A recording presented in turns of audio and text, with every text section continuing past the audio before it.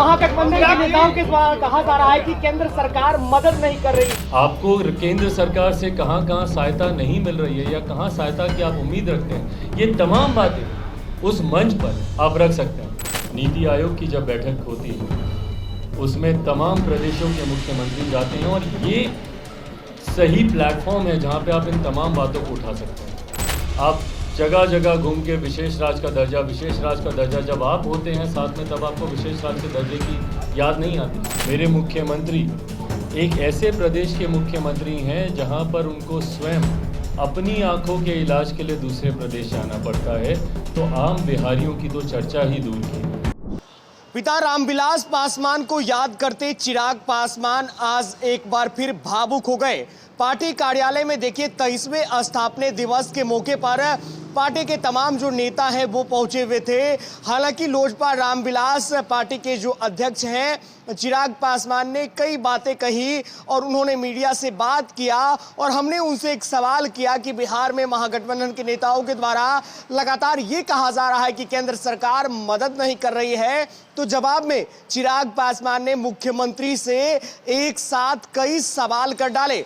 साथ ही साथ सीएम नीतीश से पूछा कि जब नीति आयोग की बैठक होती है, दिल्ली में कई केंद्र सरकार की बैठकें होती है, तो उनमें आप हिस्सा क्यों नहीं लेते हैं। क्या कुछ कह रहे हैं चिराग पासवान, पहले आपको हम वो सुनाते हैं।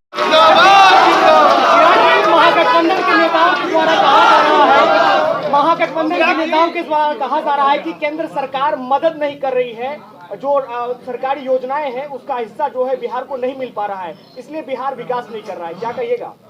मुख्यमंत्री जी के पास एक उचित प्लेटफॉर्म है इन विषयों को उठाने का।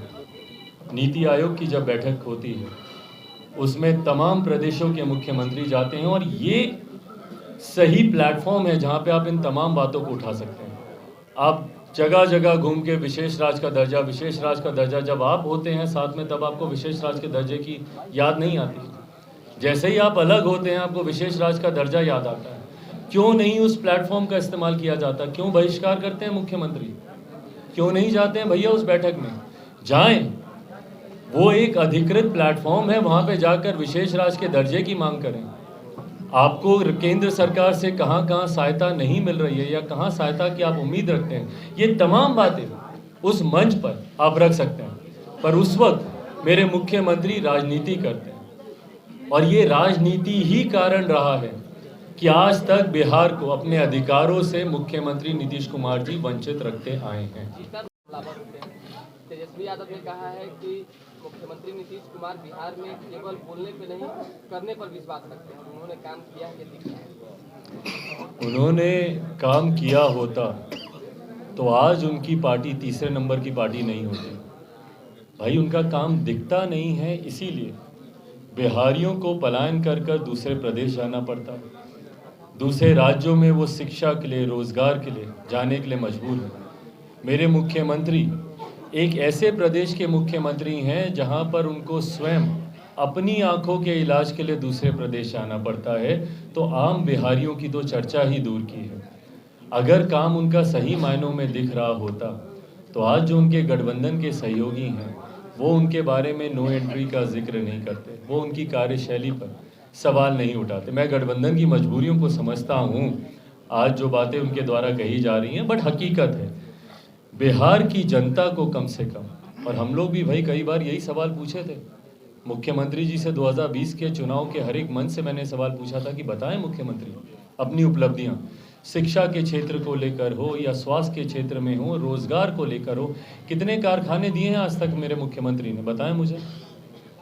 इंडस्ट्रियलाइजेशन को लेकर मेरे मुख्यमंत्री की क्या सोच है, क्या नीति है, बताएं वो मुझे। रोजगार को लेकर मेरे प्रदेश में आईटी सेक्टर को लेकर अलग अलग राज्य जहां काम कर रहे हैं, गुड़गांव हो, नोएडा हो, बैंगलोर हो, अलग अलग राज्य जहां आईटी सेक्टर्स को क्रिएट करने की बात कर रहे हैं। ऐसे में मेरे मुख्यमंत्री की सोच बिहार में आईटी सेक्टर को लगाने की क्या रणनीति है, बताएं ना वो मुझे। बिहार में इन्वेस्टर्स आए, आकर निवेश करें, उसके लिए ईज ऑफ बिजनेस हो, सिंगल विंडो क्लियरेंसेज हो, उसके लिए उनकी क्या रणनीति है। कोटा में जिस तरीके से बच्चे आज भी जाते हैं हमारे पढ़ने के लिए, ऐसे ही अलग अलग क्षेत्रों में बिहार में, पटना क्यों एजुकेशनल हब नहीं बन सकता, भागलपुर, मुजफ्फरनगर क्यों नहीं ये सब जगहें बन सकती, बताएं। उसको लेकर, एजुकेशनल हब बनाने को लेकर मेरे मुख्यमंत्री की क्या सोच है, साझा करें वो। हकीकत यही है कि मुख्यमंत्री जी ने पिछले 16-17 सालों में बिहार को सिर्फ पीछे धकेलने का ही काम किया। और ये बातें मैं नहीं कहता भैया, नीति आयोग भी इन बातों को प्रमाणित करती है। ये सिर्फ चिराग पासवान ही नहीं कह रहा, आप नीति आयोग की रिपोर्ट साल दर साल उठा के देख लीजिए। सबसे फिसड्डी राज्य में बिहार का जिक्र होता है। हर पैमाने पर बिहार सबसे पिछले पायदान पर जाता है। और सबसे अगले पे कहाँ जाता है भैया? जब भ्रष्टाचार और अपराध की बात होती है। ये किसी से छुपा थोड़ी है।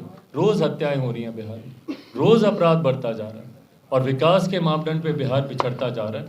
तो ऐसे में अगर उनका काम दिखता तो आज वो तीसरे नंबर की पार्टी। तो आपने चिराग पासवान को सुना, एक बार फिर सीएम नीतीश पर हमलावर दिखे। आज लोजपा रामविलास के द्वारा 23वां स्थापना दिवस मनाया जा रहा है। इस मौके पर रामविलास पासवान, जो चिराग पासवान के पिता हैं, इस दुनिया में नहीं रहे, उन्हें याद करते नजर आए। और उन्हें याद करते उन्होंने कहा कि फर्स्ट बिहार फर्स्ट बिहारी की जो बात है, इस गाथा को भी आगे लिखेंगे। इस चीज़ों की भी जो है हम कसम खाते हैं, साथ ही पिता के सपनों को पूरा करने का काम करेंगे। और नीति आयोग की बैठक में मुख्यमंत्री के नहीं शामिल होने के जवाब पर भी उन्होंने कहा कि जिस तरीके से नीति आयोग की बैठक होती है दिल्ली में, नीतीश कुमार नहीं जाते हैं, उन्हें अपनी कमियों को सुधारना होगा, फिर वो केंद्र पर आरोप लगा सकते हैं। और ये कोई बड़ी बात नहीं है। अपने आप को विकास पुरुष बताने वाले सीएम नीतीश लगातार इस तरह की बातें करके बिहार की जनता को मूर्ख बनाते हैं। कई बातें चिराग पासवान ने कही। अब देखना होगा चिराग पासवान के इस बयान के बाद जदयू के नेता इस पर क्या कुछ प्रतिक्रिया देते हैं। हम आपको उन खबरों से भी रूबरू कराएंगे। आप बने रहे बिहार टॉप के साथ। हमारे चैनल को सब्सक्राइब कर लें। बहुत बहुत धन्यवाद।